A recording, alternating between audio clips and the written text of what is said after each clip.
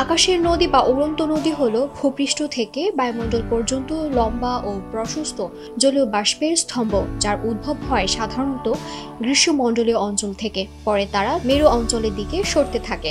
এই উড়ন্ত নদীগুলো পৃথিবীর মধ্য অক্ষাংশ জুড়ে চলাচল করা মোট জলীয় বাষ্পের প্রায় 90% বহন করে।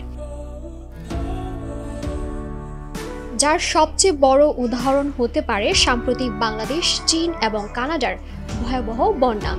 এত ঘন ঘন বন্যা আমাদের মনে করিয়ে দেয় যে দ্রুত উষ্ণ হয়ে উঠতে থাকা বায়ুমণ্ডল এখন আগের তুলনায় অনেক বেশি আর্দ্রতা ধারণ করছে, এমনটাই মনে করেন বিজ্ঞানীরা।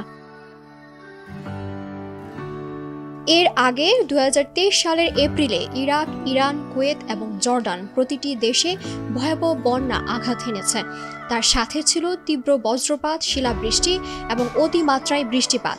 আবহাওয়াবিদরা পরে দেখতে পান যে ওইসব অঞ্চলের আকাশ বা বায়ুমণ্ডল রেকর্ড পরিমাণ আর্দ্রতা বহন করছে, যা 2005 সালের পরিস্থিতিকেও ছাড়িয়ে গিয়েছে।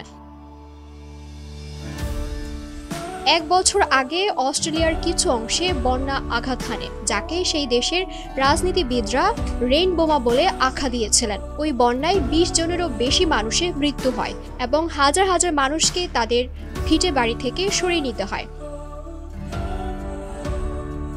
বিজ্ঞানীরা দাবি করেছিলেন এসব ঘটনা বায়ুমণ্ডলীয় নদীগুলোর কারণে হয়েছে, যা ক্রমেই আরও তীব্র থেকে তীব্রতর হচ্ছে।